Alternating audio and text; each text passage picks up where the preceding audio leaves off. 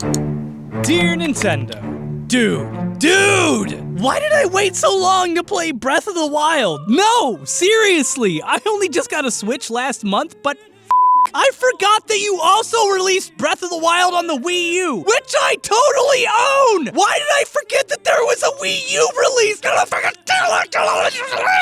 Well, I think that's how you pronounce that. Text-based temper tantrums don't always translate to voice very well. Hi, it's me, Austin! Honestly, while it's a huge bummer that I waited almost a year to play what is clearly the best AAA title to come out this year, I'm also a little glad because in all that time, Nintendo still hasn't joined the modern era of cloud-based save backups. So when I finally got my hands on a Switch, I would have had to start all over from scratch. And in the short time I've had the game, I've clocked over 100 hours already, because I have a serious weakness for open world games. Seriously, look at my Steam profile. Barring Elite Dangerous, which is an outlier because the stupid launcher that I forget to close every time counts toward hours played, almost everything on this list is a narrative open world RPG. Liquefy it and inject it into my eyeballs, Bethesda! My soul is prepared! Breath of the Wild is my first foray into the Zelda franchise in years. No, decades. Seriously, I didn't own a Nintendo 64, and for some reason, even though I owned like 50 games for my SNES, I didn't have any of the Zelda titles for it. Somehow, it was super important that I have the movie tie-in game for Judge Dredd, but not one of the best games released for the console. So, yeah. I haven't played Zelda since like this one. But Breath of the Wild gave me the inspiration to go back and play some of the older titles. And yeah, that's right, prepare yourself, Wind Waker, because I am coming for you. Not today, not tomorrow, but soon we're gonna have a reckoning about giving a 10-year-old child a magic wand that controls the weather. If you've played the game or even seen a few minutes of trailers, you know that there's a ton of material in this game for science! Robots, lasers, sentient chameleons, and iPhones with a battery life lasting over 100 years. Suck on that, planned obsolescence. I can't even keep a phone lasting 2 years without something going belly up. But for those of you who are internet savvy and look at thumbnails or video titles, you know that's not what I'm talking about today. No, instead, I'm focusing my cold, hard, calculating science vision on the main antagonist of Breath of the Wild, the f***ing rain.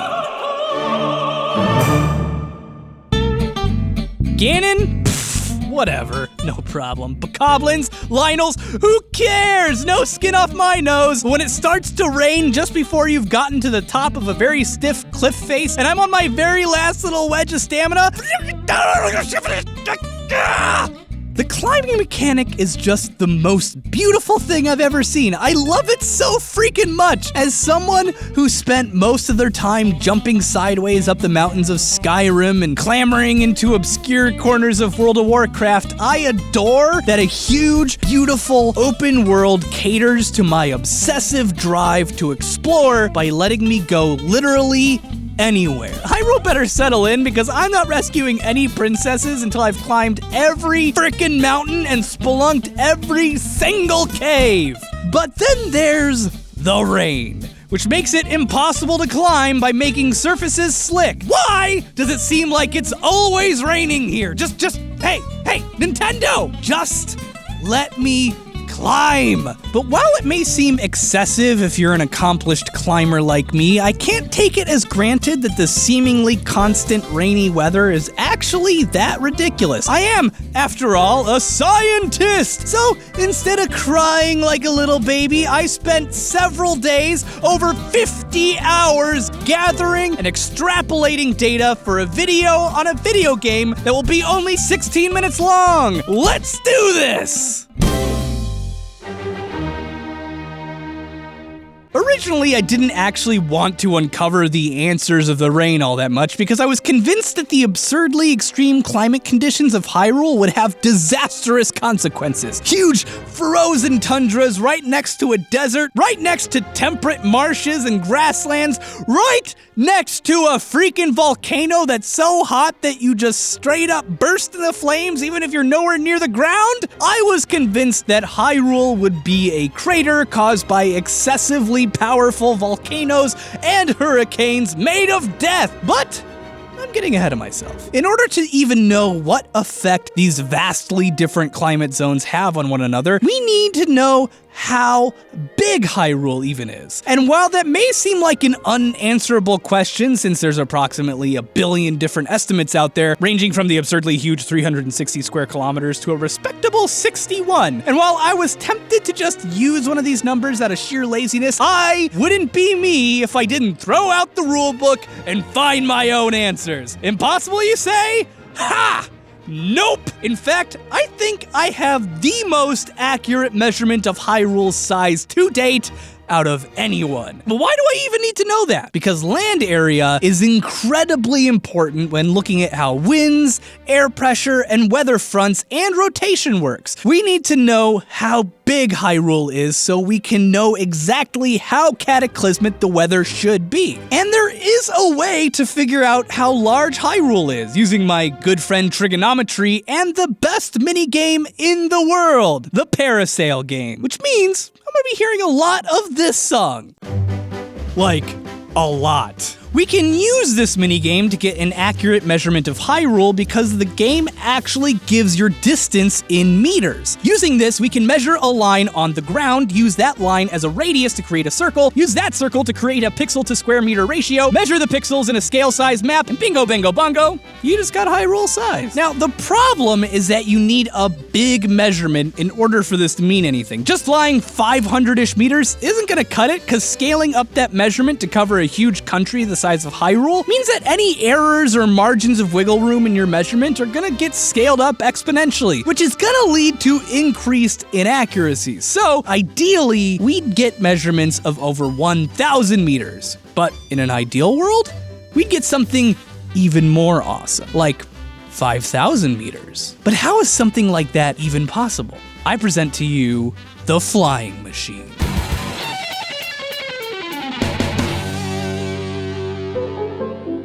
By abusing the absurdly broken physics in Breath of the Wild, you can stack 2 metal objects on top of one another to create a flying machine that never runs out of power. It's not the easiest thing in the world to pull off.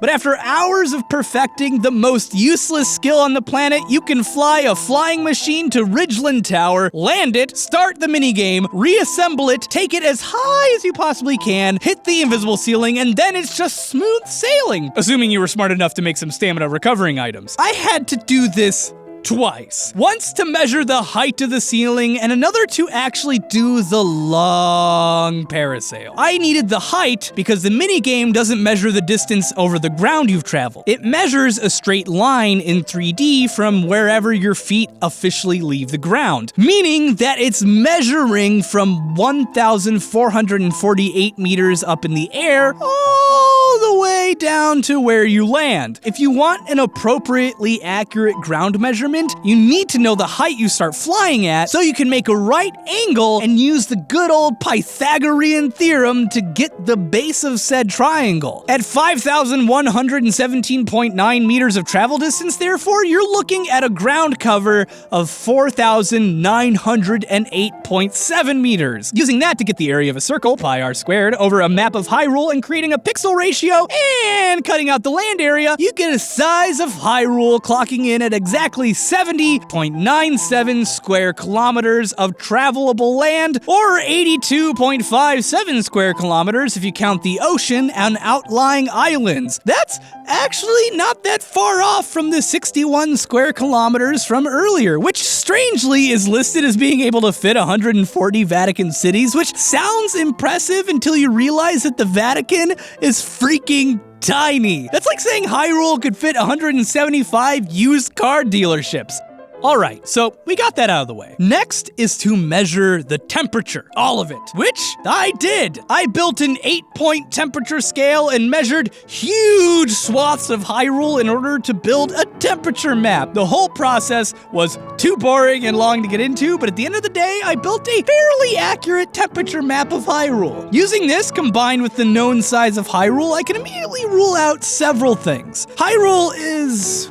well, it's actually pretty tiny. Most actual kingdoms in real life covered over 1,000 square kilometers of land. Hyrule is more the size of a duchy or a county. Pretty small, but still, we don't actually know how large the empire of Hyrule was before Ganon turned it into Fallout Studio Ghibli edition. This means that things like tornadoes, hurricanes, they're not a problem we're gonna have to deal with. Even with these extreme temperature variations, there simply isn't enough landmass to create the cells that drive these kinds of weather patterns, which require hundreds, sometimes thousands of kilometers and miles to form. What this does mean, however, is that the weather in Hyrule is going to be chaotic and windy as hell. And in order to understand why, we're gonna have to talk about one thing: air pressure.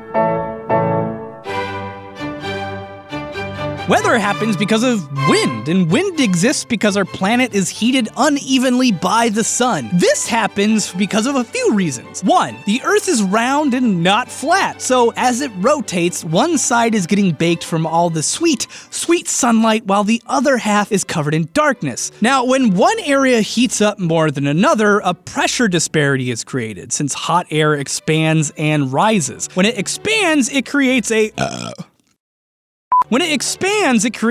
low pressure area, since, spread out stuff is less dense than close together stuff. But most importantly, air moves from areas of high pressure to areas of low pressure. Properly illustrated in science guy fashion by this balloon. This balloon is under high pressure. When given an opportunity, it immediately deflates until the atmospheric pressure between the outside of the balloon and the inside of the balloon normalizes. This trading of high and low pressures over huge areas results in cyclones and anticyclones as air pushes together and expands away, since the rotation of the Earth creates rotation in moving objects called the Coriolis effect. And these are the scales where things like hurricanes and tornadoes are born, which means probably Hyrule is pretty safe, because Hyrule is super tiny. That being said, these principles of low-high pressure exchange do exist in these small areas, and they create something called local winds and local weather, or microclimates. These are weather and winds that only really happen in a local area of a few kilometers to 100 kilometers or so. These tend to shift from day to night as temperatures change, with winds moving up and down mountains depending upon where the sun is, but for the most part, air does what it always does. Moves from cold, high-pressure areas to hot, low-pressure areas. When this happens, water condenses to form clouds like, a glass full of ice. Damn, I am full of so many pearls of everyday examples here. Mapping out the exchange of pressures from high to low, which condenses to become high, which moves out to low again, I found 5 key areas on the Breath of the Wild map that, if all is correct, should be the regions of the highest rainfall. And then, like some sort of idiot, I spent an in-game week in each of the 5 areas, or 168 real-world minutes each, which totaled over 14 frickin' hours of my life just so I could monitor the rainfall in these specific places. And, well, I discovered something mind-blowing.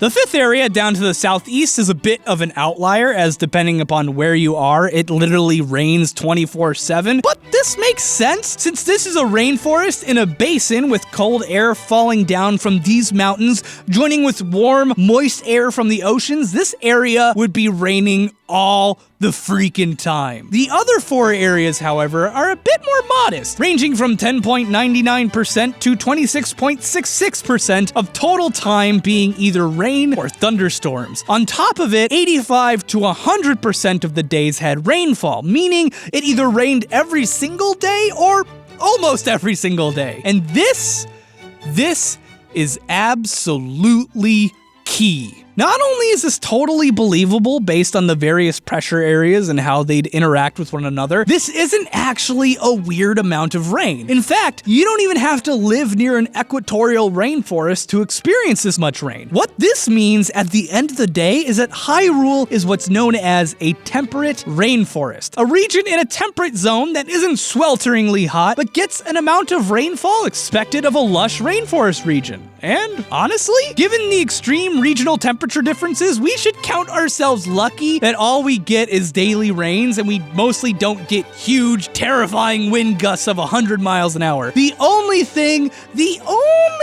that makes NGDS here is like, why is there grass everywhere? This place should be like riddled with trees. With 12 hours a day of sunlight, huge amounts of water, Hyrule's huge plains should look more like Fangorn than Prairie Home Companion. Oh wait, I can't make that reference anymore. Damn it. Although given the frame rate issues that I have in Korok Forest, I guess I can forgive Nintendo for this. So, cool.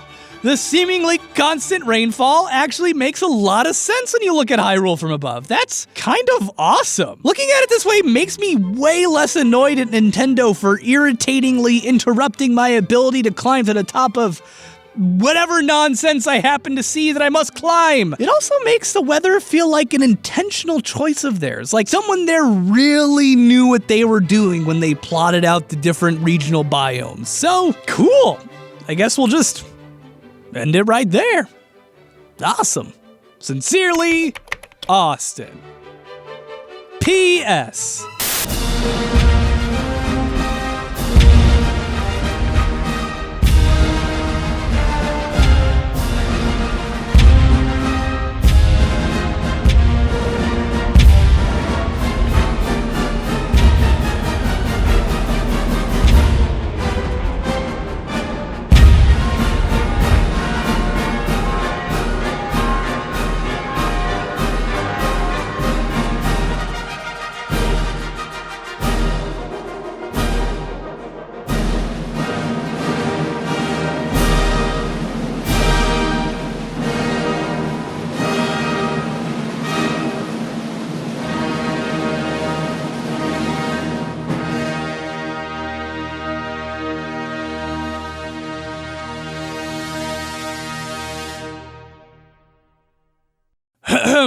Subscribe to the Game Theorists. Whackity schmackity doo.